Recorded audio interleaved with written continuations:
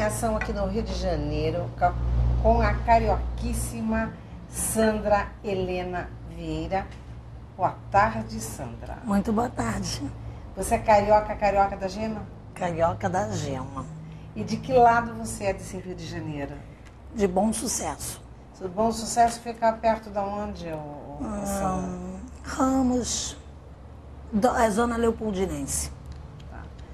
E o que traz na sua bagagem de vida para que você possa passar a todos os nossos internautas, os nossos telespectadores, o que ocorreu e o que ocorre na sua vida de experiência em que você possa realmente trocar com outras mulheres no sentido assim, nunca deixe o barco ir sozinho.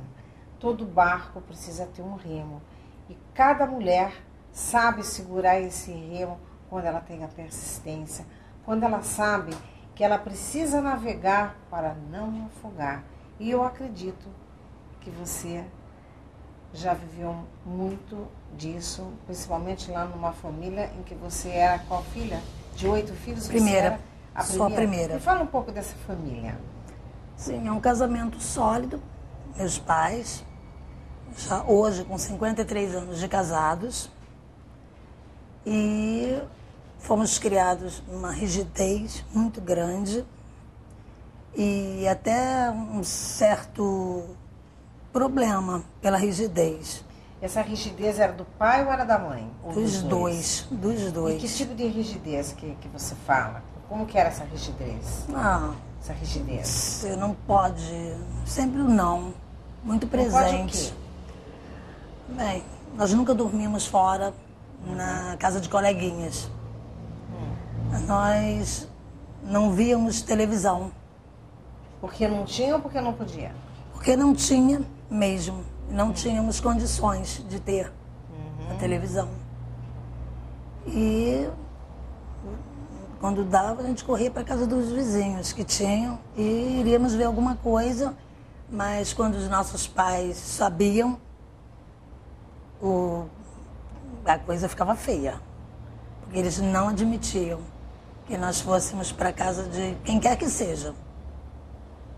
E aí, por aí mais ou menos. E essa vida sua ali de rigidez que você colocou com seu pai, Sim. com sua mãe, trouxe, na verdade, para o seu futuro algum dano físico, moral, mental e espiritual? Creio que não. Agora, o sofrimento que eu poderia ter evitado, eu não evitei por esse motivo. Pelo motivo da rigidez. Então, sofri muito. E o que é esse sofrimento? O que você poderia ter evitado? Sim. Aos 21 anos, eu me casei. Virgem. E esse marido era uma pessoa bem rude. Embora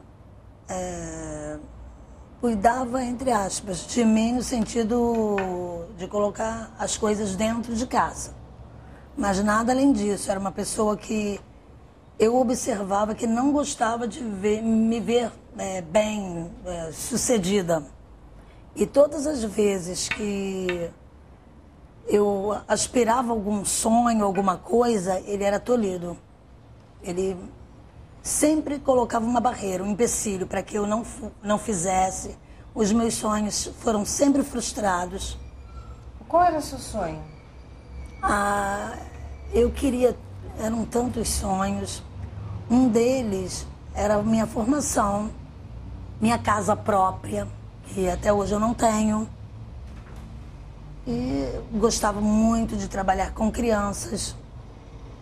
Um dos sonhos, assim, grandes que não consegui foi ter uma creche, onde eu gostaria de trabalhar com crianças carentes, fazendo trabalho social. Como surgiu numa época mãe social, eu gostaria de ter sido uma mãe dessa. Porque com 6 anos já de casamento, eu engravidei. E esse filho, depois de nascido, com 40 dias, ele faleceu. E eu não tive mais filhos. E essa foi uma frustração e uma aspiração. para trabalhar com crianças, principalmente carentes. Isso reforçou seu desejo, seu sonho de se tornar, na verdade, uma mãe social? Com certeza. Mãe social, eu gostaria de ter sido. Dar para as crianças, principalmente o carinho, amor, que nas comunidades não se tem. Você sentia falta de amor da sua família, dos seus pais, dos seus amigos? Você se sentia assim muito só?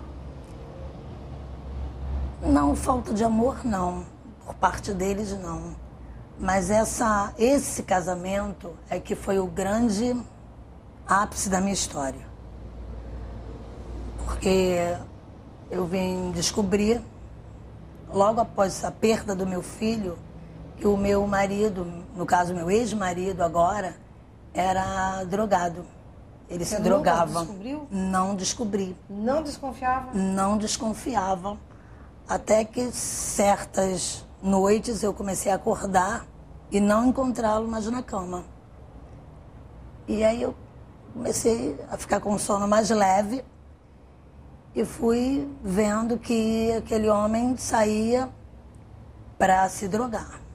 Fora de casa ou se drogava em casa? Fora de casa. Primeiro fora de casa. Depois, quando eu tomei conhecimento, ele passou a se drogar dentro de casa. E aí começou o meu grande sofrimento. Porque ele colocava a cocaína dentro de um prato, me levava para o banheiro, fechava o vaso e me colocava sentada com o prato na mão para que ele pudesse se drogar. Porque ele não tinha mãos para fazer isso? Não, ele me obrigava. Ele me obrigava.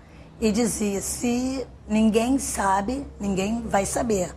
Que se souber, você sabe qual vai ser o seu fim. Então você era chantageada? Chantageada. E cedia a chantagem por... Por que você cedia a chantagem? O receio, aí volta a rigidez. O fato de não querer se separar, achar que o marido vai mudar.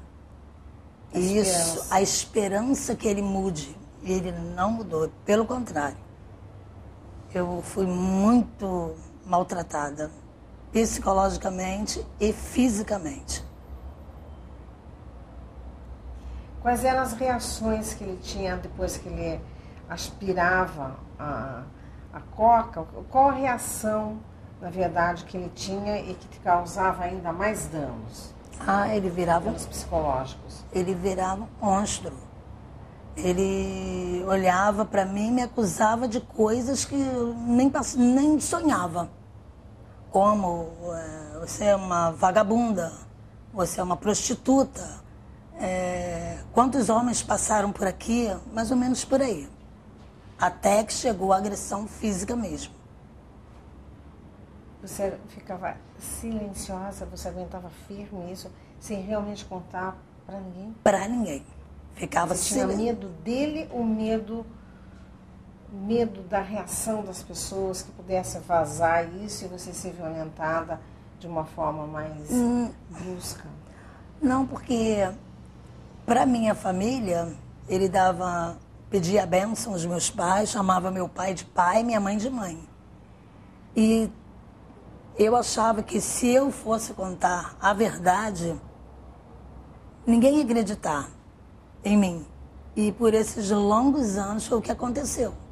Quantos anos depois que você descobriu que ele era drogado, quanto tempo ainda você conseguiu permanecer casada com ele? Olha, 6 anos, só numa matemática aqui muito rápida, porque eu fiquei casada há 22 anos. 6 foi quando eu descobri que ele se drogava. E depois você continuou casada? Continuei. E sempre era essa tortura? Sempre era tortura. Eu apanhava muito, ele me batia. Quando ele se drogava ou antes? Se drogava. Quando ele se drogava, ele abria a porta de casa, isso já vinha da rua, e me batia sem que eu soubesse por quê. E por vezes eu não morri porque Deus não quis. Deus não quis? Que eu morresse, eu acho que não. Porque para que ele... Ô, Sandra, por que tudo que acontece na vida a gente joga para Deus? Por que a gente não assume os nossos erros, a nossa coragem, sabe, de não resolver uma situação de tortura que você vivia? Por que a gente sempre fala assim, Deus não quis? E será que Deus queria que esse cara se drogasse? Será que Deus realmente, de lá, sei lá de onde ele estava ou de onde Deus está, ele aplaude os drogados, ele fica ali e ele queria que você também carregasse esse prato com drogas? Creio que não, acho que é mais Por que a gente joga para Deus? É essa minha indignação nesse momento. Por quê? Porque você não foi e não tomou uma atitude antes. É uma falta de atitude. Porque todos os anos que você viveu, jamais você vai resgatar isso. Com certeza. Eu acho que é mais força de expressão do que realmente jogar. Muito. Pra quem? Muito. Pra sozinha. Deus? Sozinha. Pra você mesmo? Pra sozinha? Mesma, sozinha. E você não tinha assim no corpo? Você não tinha hematomas? Tinha. E ninguém falava nada? Não, eu mentia muito. Tá. E nós vamos falar sobre essa mentira no próximo bloco, porque agora a gente vai para o intervalo para continuar com você daqui a pouquinho, com a Sandra aqui do Rio de Janeiro, com Mulheres em Ação. Até daqui a pouquinho.